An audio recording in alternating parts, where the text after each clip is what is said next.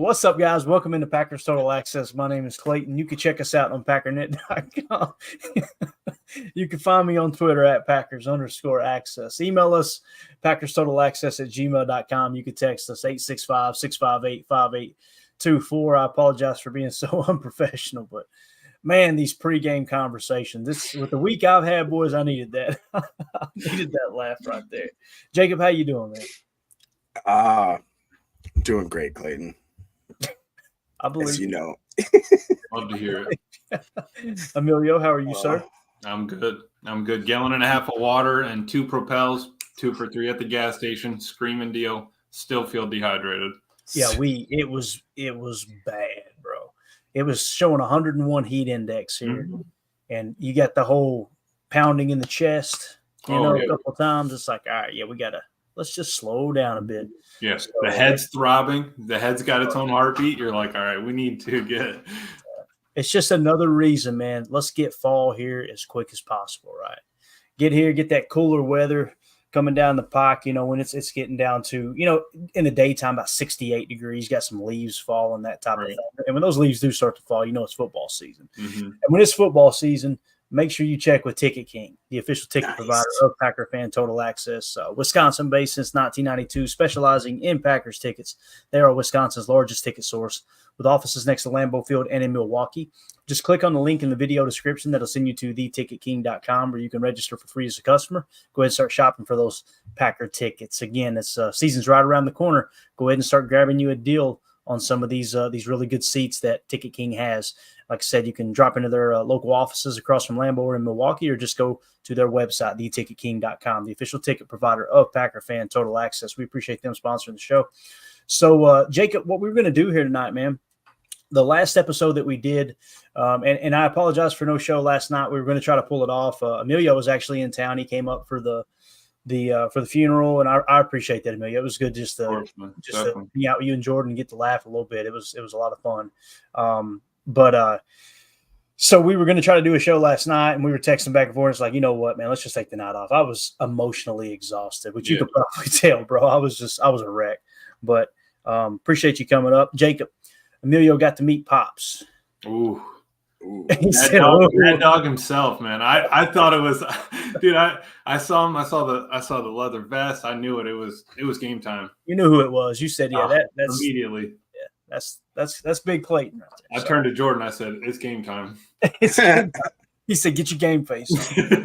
So what we did on that last episode, Jacob, was we started to dive into a really, really well written article on Robert Saleh's defense. Now, this article was written going into last year's training camp, so it talks a lot about the 2022 Jets defense, which we all know 2023 they came out just as strong, really, maybe even stronger.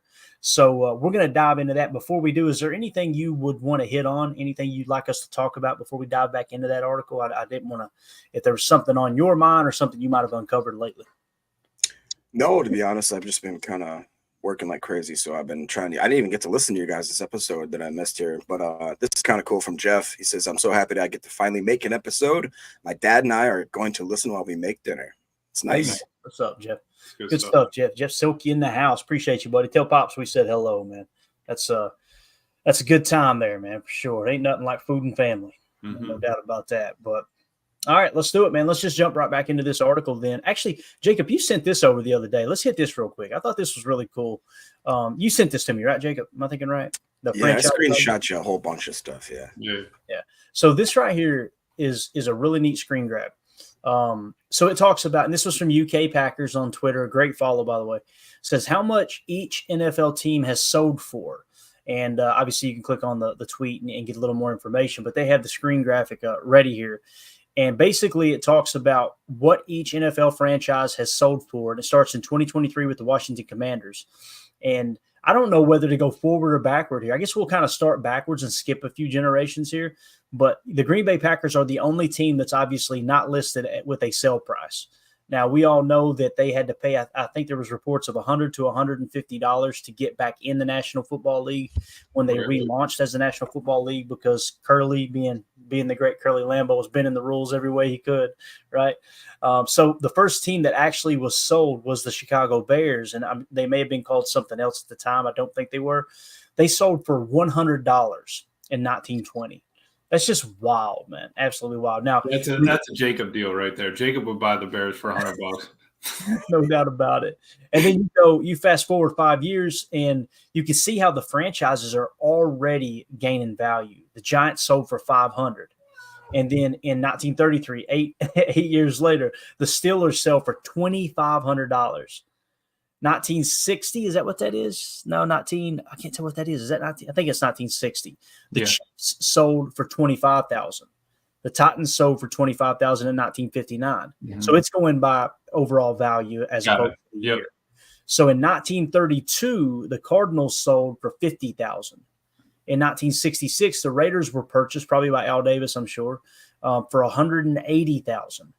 And I mean, it's just wild. From that point there, you go to 1964. You actually go back a few years before, so it's kind of confusing how it's laid out. 2 years prior to the Raiders selling for $180,000, the Detroit Lions sold for $5 million. That's crazy. Yeah, and it just shows you how more value is placed on, because the NFL. Obviously, this was before the merger too, right? Yeah, so 64 was before the merger, so this was still AFL, NFL. So what you're seeing is some of these teams are AFL, probably not getting quite as much money as the NFL teams. So pretty cool, man. But we're going to kind of fast forward, jump ahead to, let's say 2002, because you get to a point where every year it goes up, right? For the most part. Now, there was a little bit of staggering here. Let's go 2002, Atlanta Falcons, $545 million. And then it was 2 years prior to that, in 2000, the Baltimore Ravens sold for $600 million. In 2005, the Vikings sold for $600 million. Obviously, that was Ziggy Wolf that came in, or Wilf, however you say his name, came in and bought the team. The Jets sold in 2000 for $635 million. In 1999, the Houston Texans, I guess that would have been their inaugural year, right? Yeah. So $700 million. In 2010, the LA Rams, which at the time were the St. Louis Rams, right, sold for $750 million. 2011, the Jaguars sold to Mr. Khan down there, for $760 million. The Cleveland Browns, as bad as that team's been, in 2012, they sold for $1.05 billion. Wow. Wow. Dolphins at $1.1 billion in 2008. The Buffalo Bills for $1.4 billion in 2014. And this is where you kind of see it just goes straight up, man. Dolphins in 2008, $1.1 billion. Bills in 2014, $1.4 billion. In 2018, the Carolina Panthers were bought by David Tepper for $2.28 billion. In 2022, the Walton family, they owns Walmart, bought the Broncos for $4.65 billion. And then, of course, in 2023, the Washington Commanders were sold for $6.05 billion. Man, I'm telling you, you look at the last 10 years, the value of franchises, the NFL is as strong as it's ever been. Jacob, what caught your eye on this, man, when you sent it over, dude? It's pretty wild. I mean, it's just kind of cool. If I could hop in a time machine, what I'd do is I'd run back to 1920 with 100 spot. I'd buy the Bears and I'd burn it to the ground and pee on the ashes. No, I mean, it is just crazy how you said to see the progression. And obviously you talk about storied franchises, and it was just something like just a really, really cool when you look down there. NA ain't never been sold. Hopefully never will get sold. 1919. I mean, it's just everything about it is just iconic. Mm-hmm. Yeah. I'm trying to think here. Can you guys see the date on the Chargers there for me? Because I'm going to tell a story. If that says 84, 84. 1984. Yeah. So cool story. If you watch a Football Life, Jerry Jones, he wanted to purchase the Chargers at that time, and his dad talked him out of it. he basically said, he said, Dad, football. He said, you ain't got time to be messing around with football. He said, football is my passion. He said, you're too young to have a passion. That's what he said to him. So he went back to the oil fields or whatever. And then it was several years later, the Cowboys, you see, in 1989, they came up for sale. And he tells a story in A Football Life about how he was on a boat. I think he was on a boat. He was definitely on a vacation in Cabo, Mexico. And he said that he seen in a newspaper clipping that the Dallas Cowboys were up for sale. And he said, I'd have one too many of those famous margaritas down there in Cabo. And he said, I called up the owner of the Cowboys and I said, listen, if I survive this hangover, I'm buying your team from you when I get back into the country, is what he said. And sure enough, he did. He came back, bought the Cowboys, rest is history. Whether you like Jerry Jones or not, you can't deny that man is. I mean, he bought him for $140 million in 1989, and he tells the story in A Football Life how they were losing $1 million per month. That's how bad the franchise was. And he turned that thing completely around. Now I think it's the most valued franchise in the entire NFL. So it's pretty wild. We still hate them, though, right, guys? Yeah. We still hate the Cowboys, right? I mean, yeah. It's my dad's team, so I gotta. Oh, is it really? Yeah. Well, we can't hate them if it's your dad. dad. The house has been divided since I was a kid, so it's all right. Gotcha. I love it, man. Love it. So I appreciate you sending that over, Jake. I thought that was really cool, man. I love looking anything that merges business with football, bro. I'm all about it. I'm all about it. So pretty cool little, like I said, snippet. I just thought of one thing real quick before we move on. Did you guys get a chance to look at the link I sent you of the Jordan Love kind of documentary? It's really long. It's like an hour and a half long. No, I haven't watched it yet. Nope, I haven't. I can't remember. Oh boy, it's from somebody like Nate. It's like Nate Dogg. The credentials are in the video all over. He's got a watermark on it. But what he does is basically splices together all the media talking. And then periodically, as we're talking, I mean, when they got drafted into the second season, when he finally gets to his first start, when he gets the start against KC, the start against Philly, when Rodgers gets traded. And a lot of it's Colin Cowherd, and a lot of it's just clips. And then they go into each week and they show his progression. And I mean, we did it ourselves when we went through the week, the different weeks. And we haven't, did we finish that yet, Clayton? What was it now? Doing the game reviews. No, we have not. No, we need to wrap it up. Yeah, I watched for an hour and a half this morning, and I was just kind of amazed at the actual progression that Love made throughout the year. I mean, I forgot how bad we looked right away and how much the cards were stacked against us. I mean, it was kind of crazy. And to watch him actually turn into arguably one of the top 3 quarterbacks in the league over that span was just like incredible. So yeah, no, I agree. I'll try to send it to you guys. I'll post it on my Twitter if anyone wants to take a peek at it. Sweet. There you go. Yeah, that's why I love doing that. And it's been a tradition of mine for quite some time, is like when we get into the dog days of the off season, I love to go back. All right, let me just go back and watch last season real quick and just get a quick refresher. And it does, because when you go watch the first half of last season, you understand why Goody is hesitating on this contract with Love. I don't know if hesitating might be a little strong. But where he's just not like, okay, let's just make him the highest paid quarterback. Let's throw the book at him, right? Because that first half was pretty bad, wasn't it? Like it was rough. And then you get to the second half, and it's like this dude played better than Rodgers. In the second half of the season, he played better than Rodgers. I would argue, I think there's a point to be argued that Jordan Love in the last 9 games of the season last year, or the last 9 games of last season, that he played better than Rodgers in MVP years. And I mean, that's it. And you guys know I'm a Rodgers fan. I love Rodgers. I don't allow the vaccination status to bother me personally. I could care less what somebody wants to do. But it just that was a Nate shot. That's the one, actually. Yep. Right. So when you see how bad he played in the first half, it's like, okay, yeah, I get why Goody's hesitant, but in the second half, I can see why Jordan's going, hey, Mulugeta, you listen. You better go get me a big paycheck because he balled out, man. It's just wild. Absolutely wild. So, all right, let's dive into it, man. Y'all ready? Let's finish up this article if we can because it's kind of long. I'm going to go full screen, make it a little easier on everyone else. You guys, like I told him, Jacob, cut me off at any point. Okay, if you got something to interject. And Emilio, I know you've been watching tape here lately, going back and watching some of the Jets last year, which I absolutely love that. So here we go. This is where we picked up. They were talking about the overload, right? The overload, what they call loaded front, 3 down linemen to one side and 1 to the other. And we'll just kind of pick up where we left off. It says Saleh likes to toggle between a best on the same side style and isolating Carl Lawson, his best edge rusher, as the player opposite the loaded side of the formation. From there, the fun begins. C.J. Mosley, the Jets' best and most versatile linebacker, will align next to the isolated pass rusher, mugging one of the interior gaps. So let me try to keep that image up there. So when you talk about C.J. Mosley, we've been talking about Quinnen Williams, right? Right, Emilio? Well, we were talking about Quinnen Williams. I'm sorry. Yeah. Yep. I'm sorry. Yeah, as a tackle, correct. Arguably the best defensive tackle in the game last year. That's something they had that we didn't have, because Kenny did not come nowhere near what Quinnen Williams did on the field last year. And now you're talking about C.J. Mosley being one of their best and most versatile linebackers. We definitely didn't have that last year, at least, to the level they played, right? It says it puts the O-line in a bind. Do they slide away from the Jets' most dangerous rusher or commit resources to the side away from the overload? It's difficult. The Jets having so many high-level pass rushers make it a damn near impossible question. The single mugging stuff, more on that later, makes life easier. But the Jets mashed fools from such overloaded looks without having to walk down a linebacker.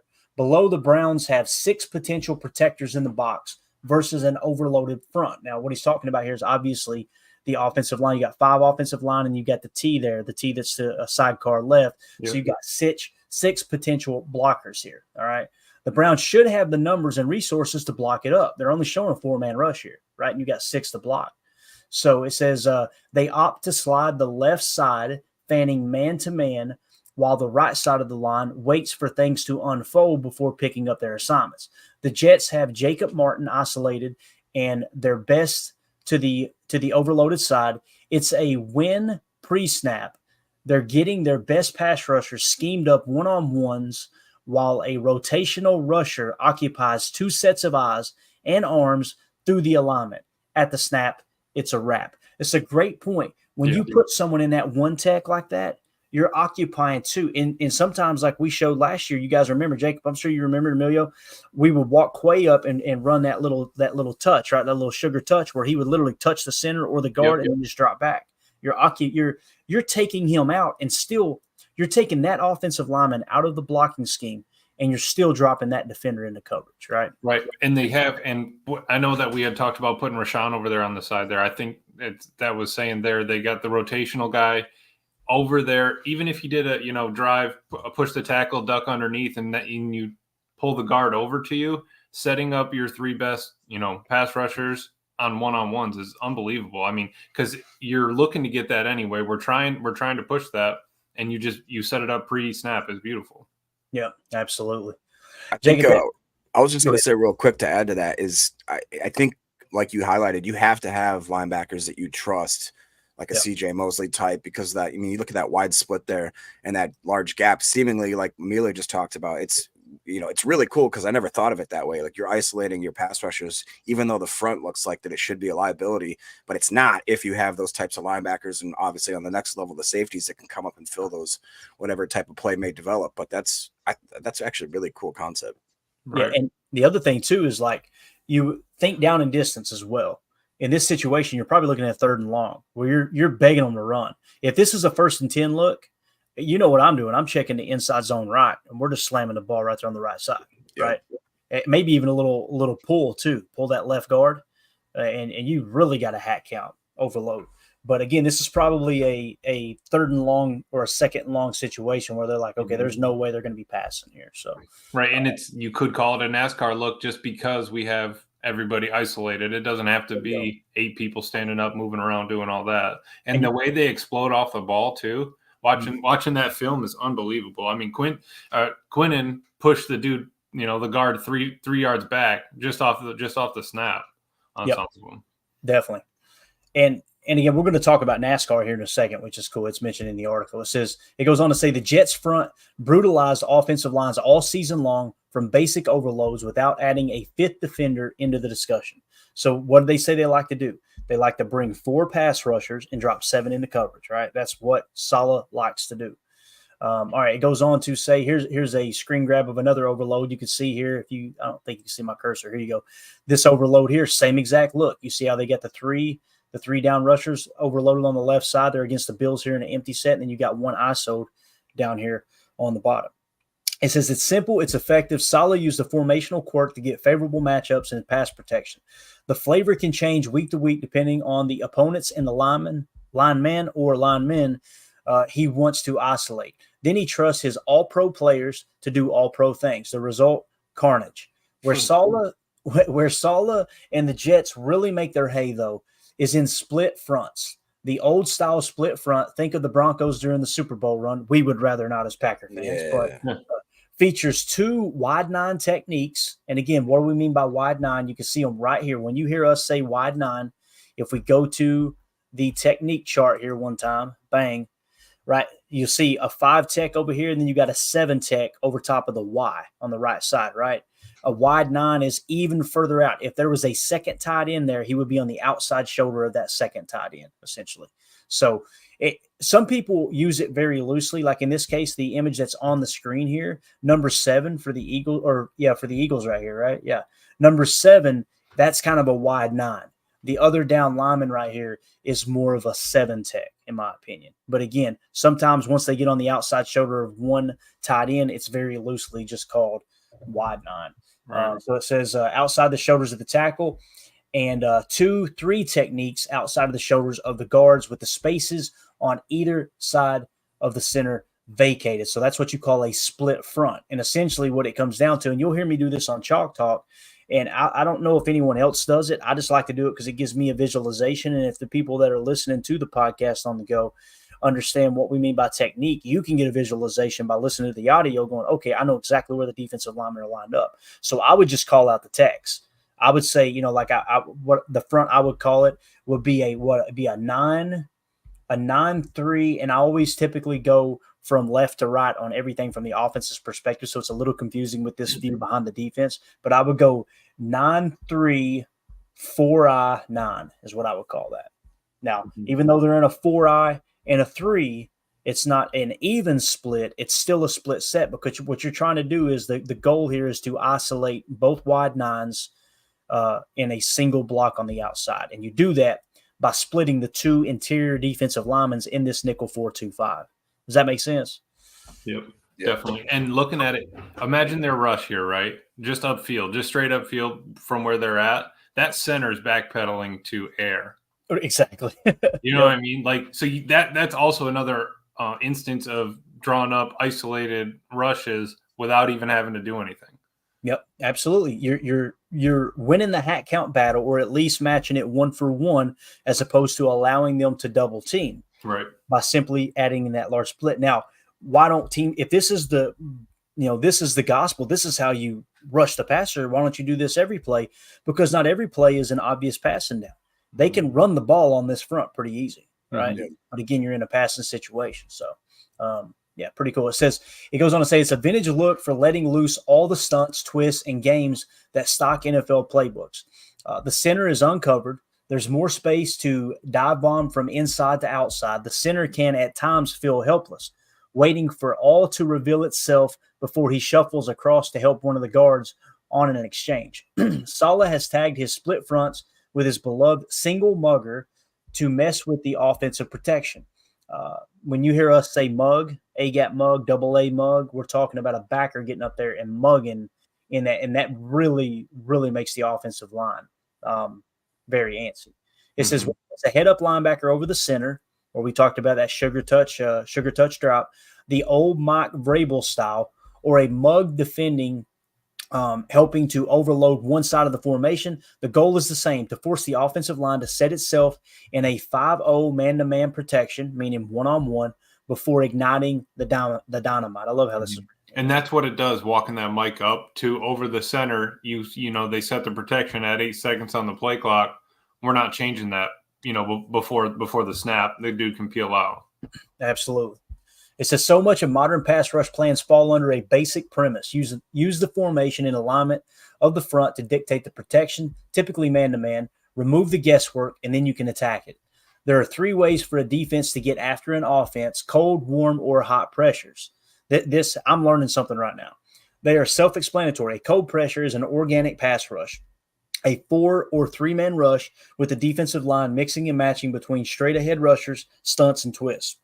A warm pressure means to run a 5 across front, be it with 5 down linemen or mugging one or more of the gaps with a linebacker or safety to force the offense to block with man-to-man 5-0 blocking scheme. From there, the defense can create matchup chaos. If the defensive line knows you're blocking man-to-man, their goal is to get the offensive linemen into different levels in their pass sets rather than building one solid wall, which ostensibly, there's another word, Emilio, that's a good one. Forces the line to pick itself and opens clean lanes for the rush to keep looping home. He goes on to say, again, the Jets set the protection for the Bills through their formation and alignment. So you're dictating the protection by how you're aligning here. And here's a great look. We can't play the whole thing. I just want to kind of get it froze frame here. Right here's a good look. There's where we're talking about the mug. So you see the split front. In this case, this looks more of just a straight up 4-tech on the left side here. The other side is definitely a 3-tech. Remember what Lombardi said? Everybody thinks they got a 3-tech, and very few do. Right. 3-tech is absolutely huge because they're probably going to try to eat up a double team right there.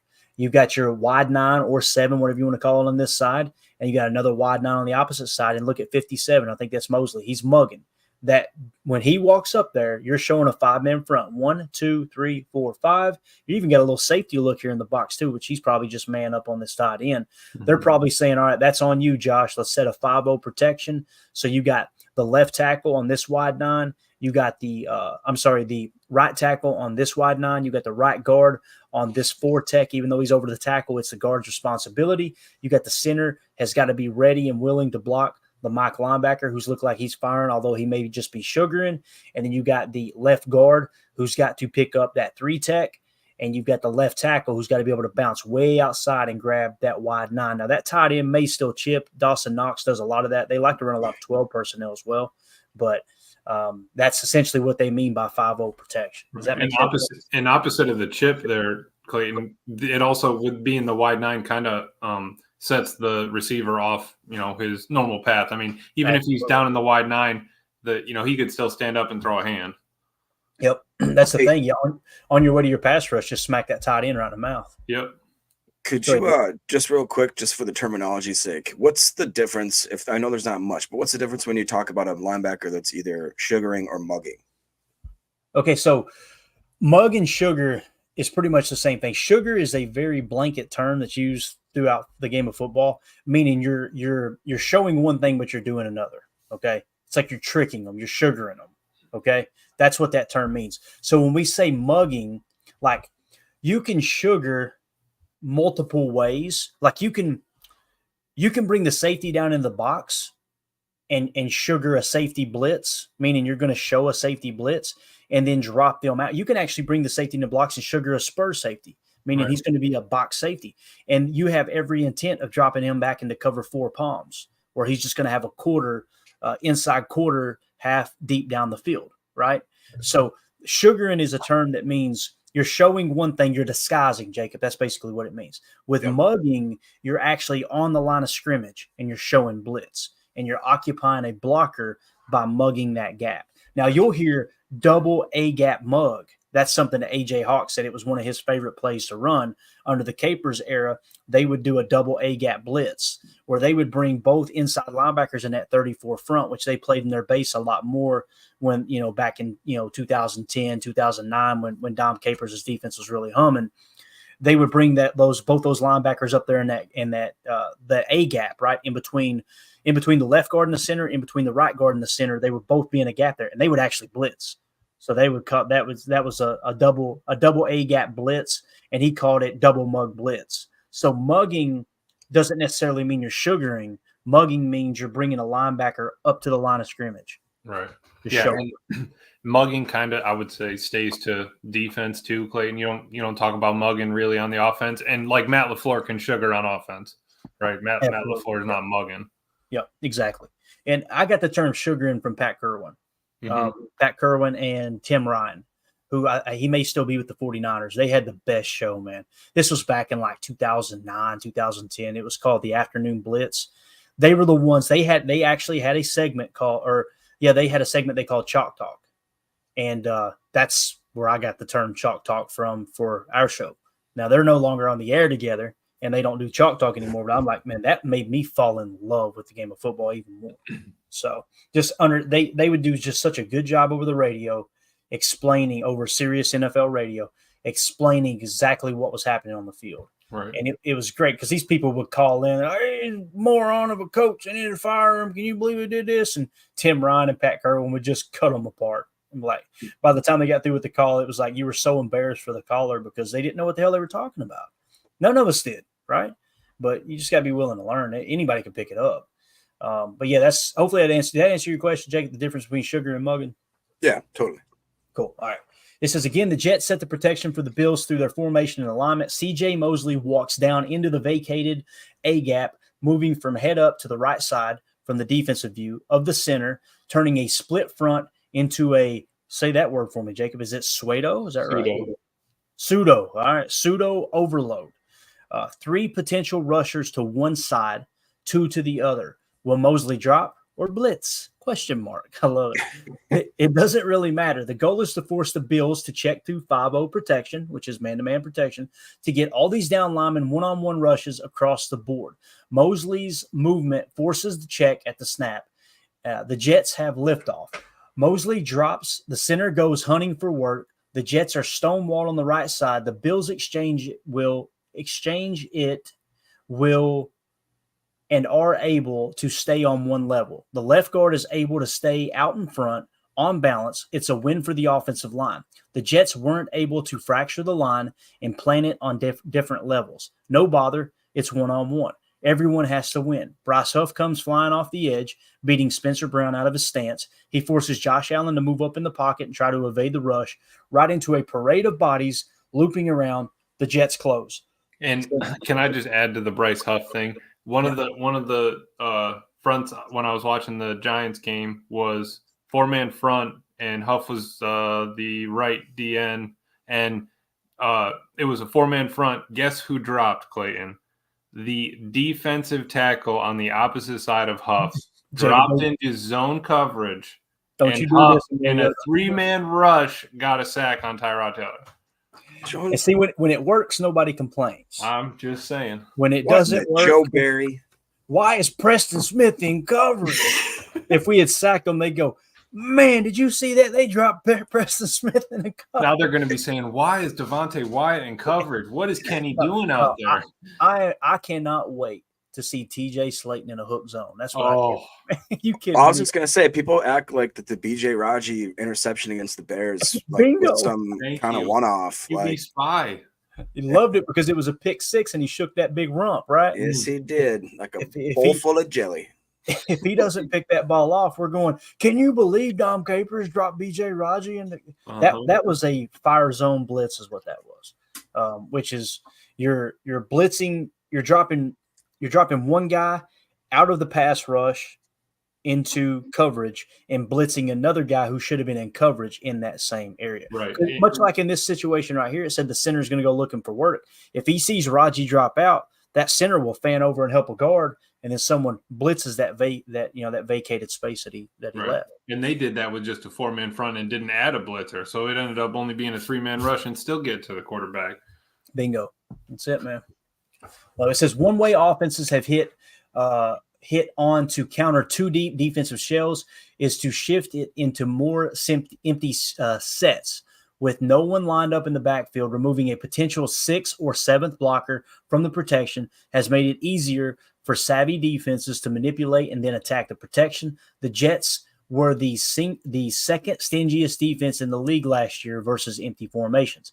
A hot pressure means to bring 5th or 6th or even 7th rusher to the mix. The Jets get to their spicier designs from the same base looks, an overloaded front with the single mugger to the isolated side, or the mugger head up between the split front. But they major in cold and warm pressure. So it's very seldom, and this is what we talked about before we started this whole article, it's very seldom that they're blitzing 5, 6, and sometimes even 7 guys. They want to get pressure with a 4-man rush. And again, it's cold, warm, and hot. The majority of what they do is cold, 4-man rush, and warm, where they might add kind of an optional aspect to the blitz there. And you've got green dog blitzes you could throw in here too, where it's essentially you're playing man coverage on the running back. If he stays in the block, just go after the quarterback. Right. Now, you get caught on some of those leak plays if you're not too careful with that. But it says you've heard it before, but defensive football schematically is about adding extra beats to the quarterback's decision-making process so that pressure can come screaming home or the quarterback is forced into a mistake. The Jets don't allow any beats. The pass rush is too ferocious, and there's an extra piece backing coverage. So all these people that are saying, man, we're finally going to blitz. We're going to get exotic blitzes again. If he goes the Saleh, he being Hafley goes the Robert Saleh approach, which we're kind of expecting him to do, it's going to be quite the opposite. You're going to have that mug, that A-gap mug, but you're still going to be dropping 7 in the coverage. The goal is to hit home with 4 rushers. Every great defense in the league does that. And the problem with the whole defense with the Packers last year from time to time is we started getting really antsy and trying to bring extra rushers. And we just try to get too darn cute. How many times we show 5 guys on the line of scrimmage with that 34 jam? And here you see the Jets, they're doing just fine stopping the run with a 4-3, a regular 4-3 look. On early downs, they got just a 4-3 overlook. We talked about that earlier in the article. Remember, Emilio? Yeah. When you get to the passing downs, now you go to the overload. And I saw that, and that's exactly – I saw the 4-3 over in the film. They had Quincy walk down on I'm pretty sure it was tight end side, and bam, you got your 5-man front. Done. There you go. You're getting to the same place, just, a different way, essentially. Let's see here. It says, none of this is rocket science, but it's about timing and execution, and Saleh's groups always deliver. The Jets don't run a diverse set of pressure paths. I'm going to say that once again for the crowd that was writing articles talking about how exotic blitzes are going to be ran. The Jets don't run a diverse set of pressure paths because they don't need to. But Saleh continues to find subtle ways to tweak things week to week to create pressure with 4 and to draw up sacks when he tags an extra rusher into the fold. It sounds basic to say a game boils down to whether one team can block the other, but so often that's the reality. And again, if you don't have the dogs up front to get pressure with 4, you've got to generate a pass rush. That's a reality. What makes the Jets defense go is, like we always say, when the game's on the line, think player, not play. They have an awesome pass rush group. I feel like we've got an awesome pass rush group. They just got to button up the run defense because we are booty cheeks at tackling on the defensive line.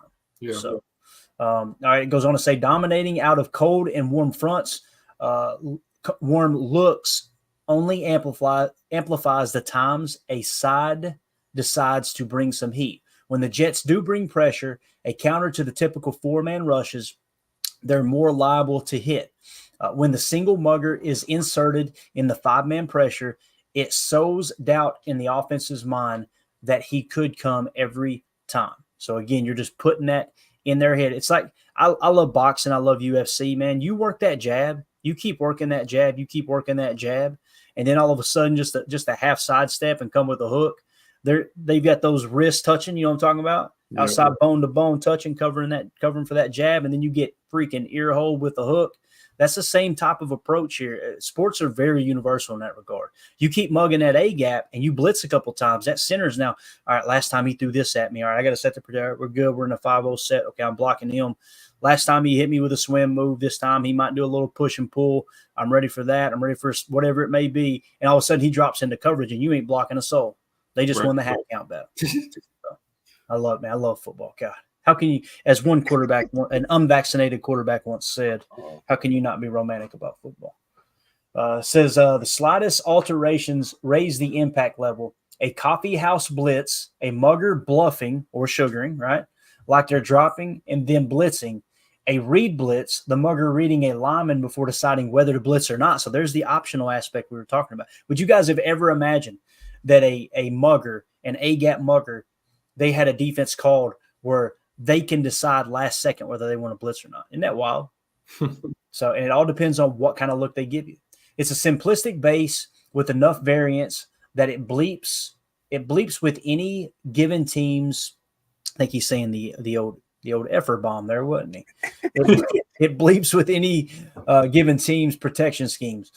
Either you set the protection wrong, miss the blocker, miss the blitzer or sink into the protection the defense wants you to drop into. And the Jets are liable to bring the mugger late in the count, opening in one look before walking a linebacker down right before the snap, with the same menu available to the defense and less time for the offensive line to communicate or adjust. So right here, you can see on this image, again, we're not going to play the video, but you can see Mosley's actually dropping out. And in this look, what do we got here, Emilio? That's an over, right? Sort of looks like an over. It was an over with a little Quincy's on the line there. Yep. It was an over with an A-gap mug. And that A-gap mug is actually dropping into coverage. And can you believe 29's playing that far off? And now that I'm thinking about it, Clayton, looking at it, who do we trust as a linebacker that can rush? Because they've dropped Quincy down multiple times now to do exactly that.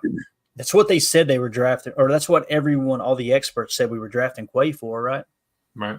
So maybe he becomes that guy. Maybe Edgerrin Cooper does. I don't know. McDuffie, to me, seems like the one guy. If you're in a nickel 4-2-5, I can't imagine McDuffie's going to be doing much mugging. Right. He's for that kind of that mock, type. So, but yeah, this is it's going to get creative, man. I'm excited about it for sure. It goes on to say, to make it simple, it's charted as a 4-man rush. Let me go so y'all can see the image here. It's charted as a 4-man rush, but has all the makings and impacts of a 5-man rush thanks to the pre-snap alignment. Good luck. When the Jets did add a 5th or 6th rusher to the mix last season, it was a genuine change-up. In 2022, their pressure rate climbed to 48.9% when sending pressure. The team only blitzed on 14.9% of their snaps, the lowest mark in the NFL. I'm going to say that one more time. It says their pressure rate climbed to 48.9% when sending pressure. The team only blitzed on 14.9% of their snaps, the lowest mark in the NFL. Again, that was in 2022. They were one of the most effective pass rushing teams in the league, and they blitz, which means 5 or more pass rushers, the least amount in the entire National Football League. But their blitz effectiveness ranks 2nd in the league. It's almost like when you don't go to the well too often, right? It's more effective. Yep.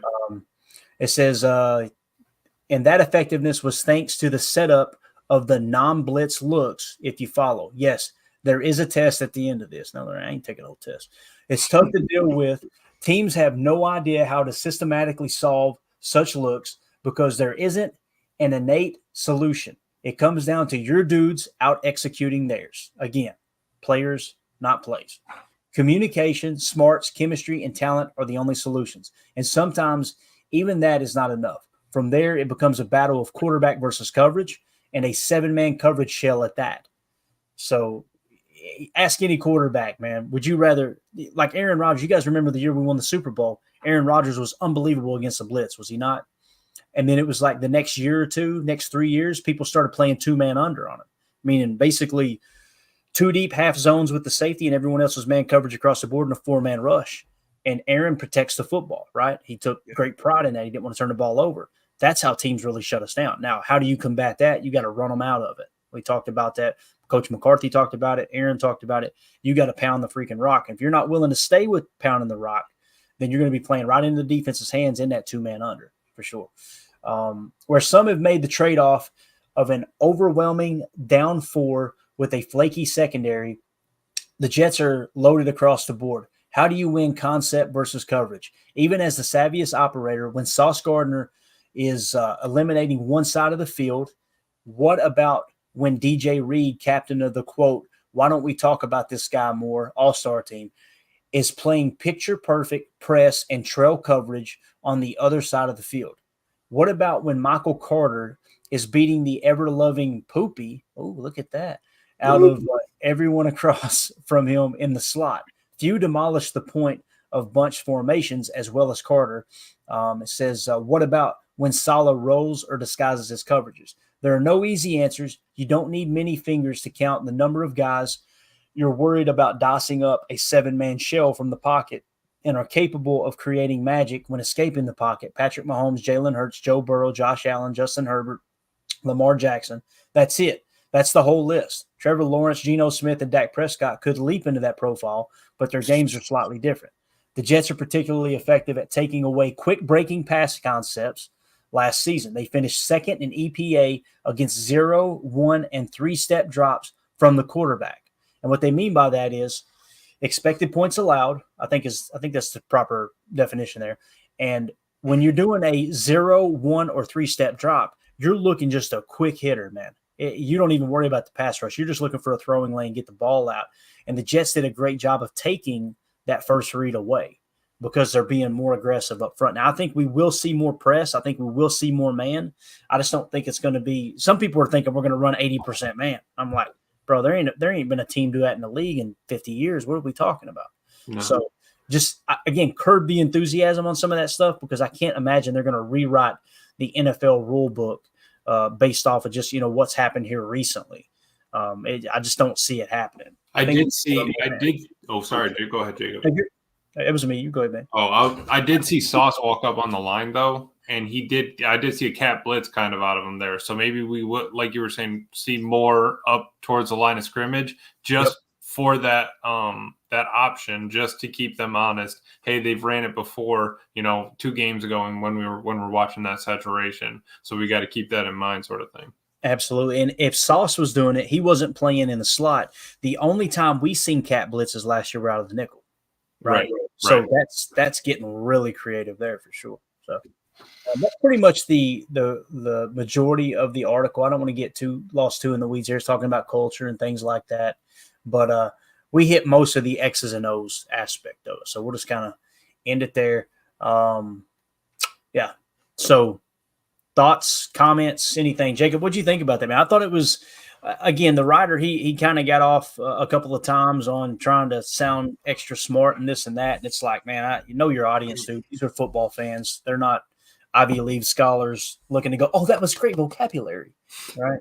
Although some people would argue about it. I'll just leave that alone. But anyway, what do you think about it, Jake? No, I mean, like you said, it was a little wordy. And it was one of those that's hard to read well because there's a lot of run-on sentences and weird stuff like that. But that being all said, I thought he painted a good picture and really did a good way of actually describing a lot of the X's and O's the right way.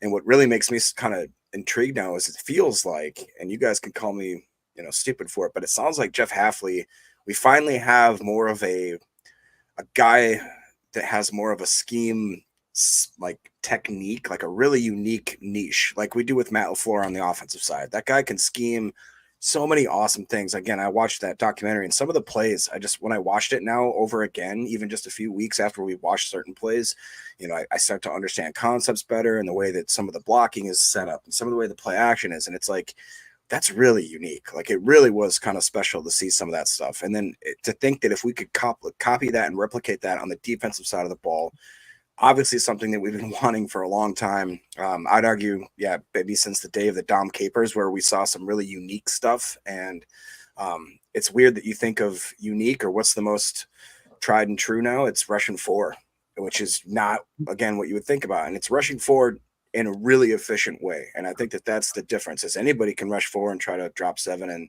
hopefully the numbers work out for it. But it's like you said, how do you move the chess pieces in a way so that it's not just cookie cutter, so that it's not so obvious, and that you start putting little things into there. And again, I think we have the skill set from players that maybe are a little bit more hybrid than we've had in the past. Guys like Oladapo, guys like Evan Williams, certain guys, maybe even like Hopper and Cooper, that maybe can play positions differently than we've had in the past. So I'm just really excited to see what it's going to come out. I mean, and I can't remember, I think it was Bates or somebody, we got 2 weeks until football's back, dude. Bro, like, what? Yeah, man. I'm telling you, we still got a lot to get done too, Yeah. It's exciting, man. I love this time of year, dude. We get to August, really, you guys know I'm a big history buff. I love, American history and more specifically, American colonial history and obviously Revolutionary War era and all that.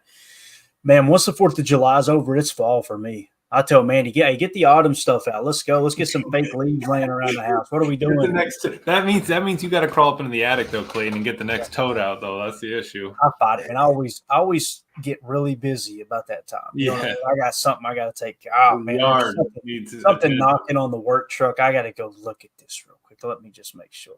Mandy's over in the attic cussing me out. But yeah, so. Let's see. Let's go to a couple comments here real quick. Well, first one you had here, Dick in Gulfport. Gulfport says D alignments like that make offenses change what they want to do is a positive rather than staying so conventional. And that's one thing that I will say about the defense we ran last year. When we were in our nickel set, it was a 4-man rush. You didn't see an overload. You know, I could be wrong, but I can't remember one time where we ran an overload where there was a 4-man rush and it was one guy ISO'd out and then 3, you know what I mean, on one side. So, yeah, it's a great point. It's going to be interesting to see if he does approach it that way. Ron Samuel in the chat says, interesting how McDuffie says the half-lead defense in the NFL is much more complex than college. Absolutely. And Coach Half said that too. Coach Half was talking about you've got playing defense in college is totally different from the pros because you've got to account for the quarterback to run more. There's a lot more quarterback design runs. Therefore, you play with more spur. And when I say spur, there's very few, if any, people in the NFL use that term spur because it is a very, very, very college-heavy terminology. When you're talking about the safety playing in the box, they refer to that as spur because it's so common that they have to put the safety in the box because there's so many quarterbacks that like to run the zone read, the read option, the RPRs and everything. And that's that you're kind of taught to attack the mesh point on those read options. In the NFL, it's a little bit different because they'll literally pull that thing out of the belly and, you know, hit a slant, hit a lookie, and they're off to the races. You know, the speed is just so much more in the NFL. Let's see. Dick Palinick, hope I'm saying that right, says, WTF, I couldn't find PTA on YouTube or on my phone or TV until now. Anyone else have this issue tonight?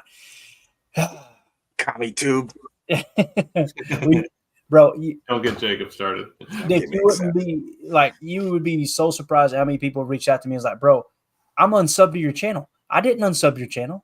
Yeah. Like, there's weird stuff that takes place. But yeah, it's crazy too because when we went off YouTube and just went strictly Rumble, we have more live viewers on Rumble than we have in YouTube in forever. And you're sitting there going, how is that? People jumped over to the platform for us and found us, and then when we're back on YouTube, we don't have as many viewers. It's because they're not paying attention to Rumble now, and all of a sudden, people can't find us on their feed. It's just weird. So, anyway. Let's don't go down that, like you said, Emilio. Don't go down that road with Jacob over. Look at Jacob. He's grown so much. He's getting warm. Yeah, he's keeping it together. Omer says, can't wait to see McKinney back there. A man makes tackles after watching Savage miss so many. McKinney is going to be Xavier McKinney is going to be absolutely huge for this team. He's going to be a chess piece this year. I'm telling you, man. He's going to be a leader.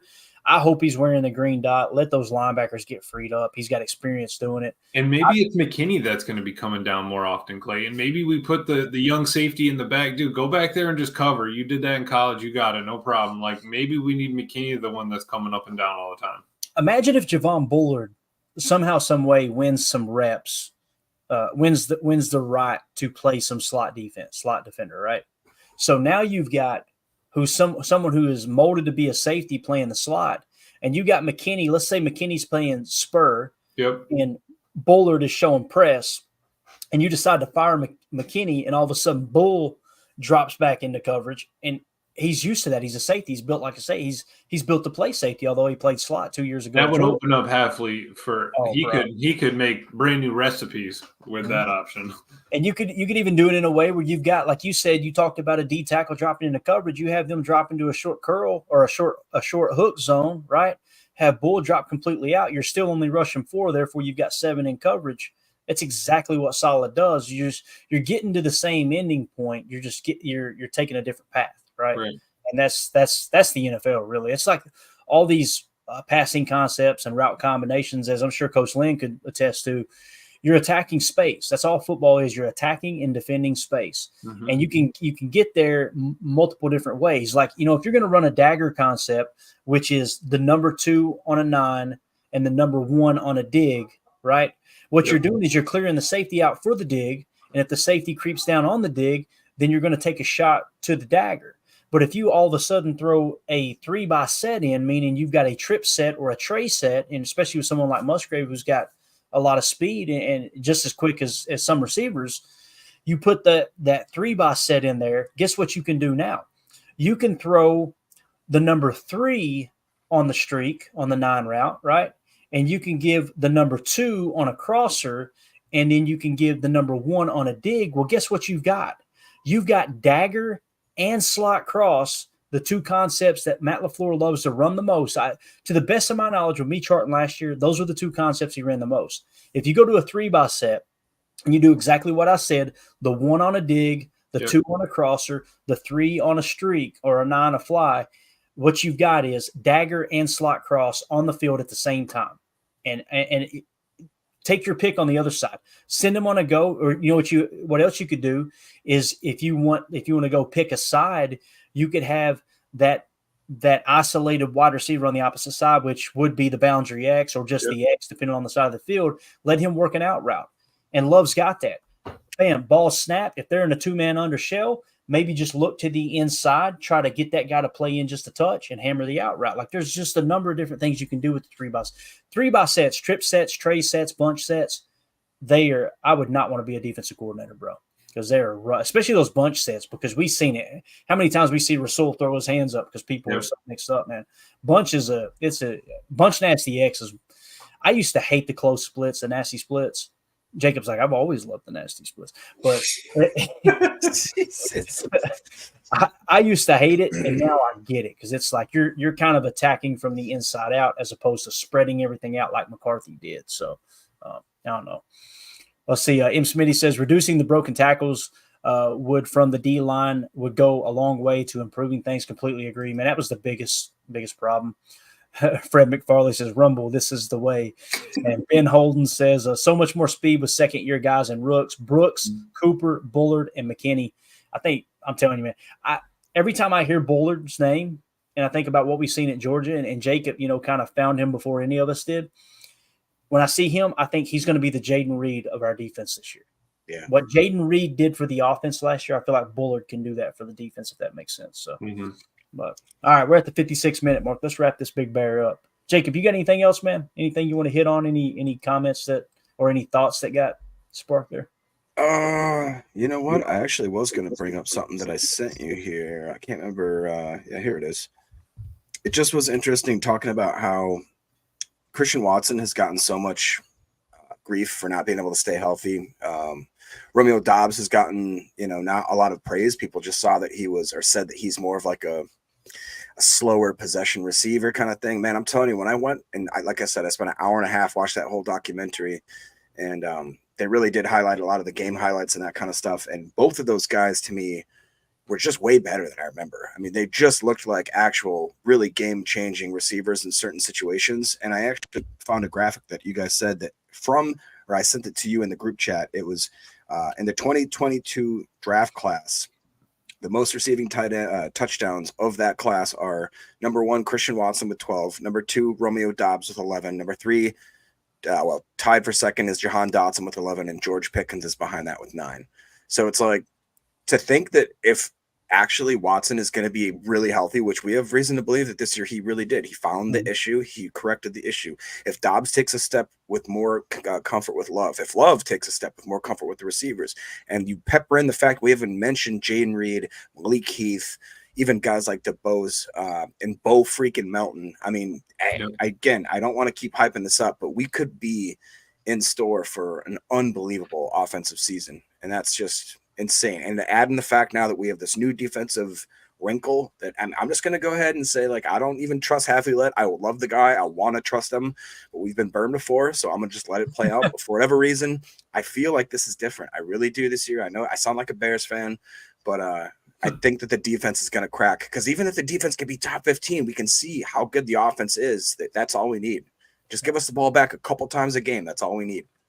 Jacob said, but I can change him, Emilio. I can change him. No, I hear it. Jacob does sound. I was spinning through on Facebook, Jacob. I got one popped up. Bears ranked their offense A, Lions A, Packers B+, and the Vikings A. I'm like, all right, you know what? Keep it going. I love it, dude. Where'd you see it, on Comedy Central? Yeah, I think. I love it, man. Seriously, and that's the thing too. Though. I mean, the league is very cyclical. It's very copycat.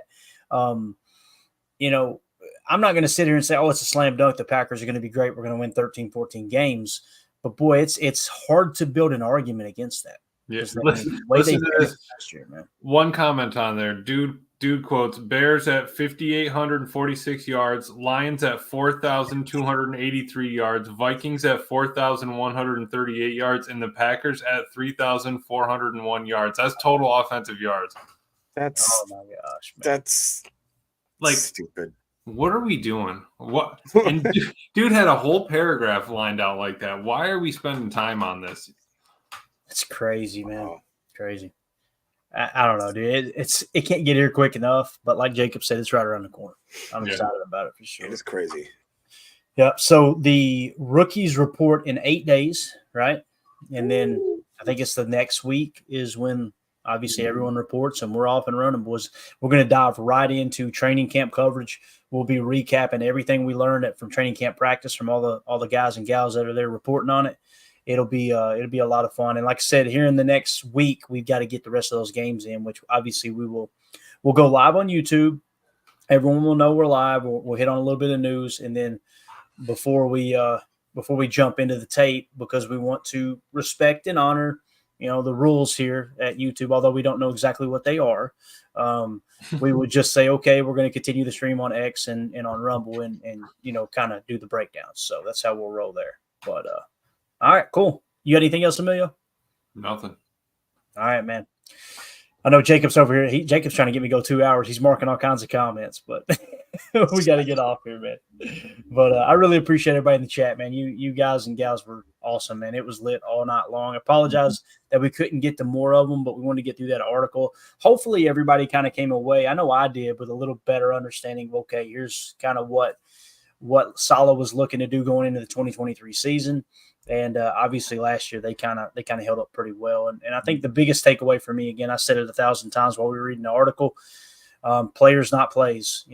You can draw up the prettiest scheme ever, but if you can't win those one-on-one matchups, you scheme to gain one-on-one matchups. If the players can't win the one-on-one matchups, as my old baseball coach Roger Morris used to say, you're just pissing in the wind, bub. That's what he'd say. So it's yeah. Moment of silence there for great advice. Best baseball coach I ever had, though. God, man, what memories. I'm telling you, they just came flooding. That dude is awesome. All right, we're out, guys. Appreciate y'all. We will see you tomorrow, 7 p.m. Central, if everything goes as planned. Tomorrow might be the night we break down the tape, so we may do that. We may jump right back in, because I think we haven't watched the Bears yet, right? Last game of the season. So we got the Bears, Cowboys, Niners. Those are the only three we got left. So even the Niners game is going to be fun. It is, because they went toe-to-toe with them. So, all right, appreciate everybody hanging out with us. For those of you listening on the pod, thank you for making us a part of your day. We'll see y'all tomorrow night. As always, let's go out and be the change we want to see in the world. Let's hit this real quick. Musgrave stayed on his feet. Go, go.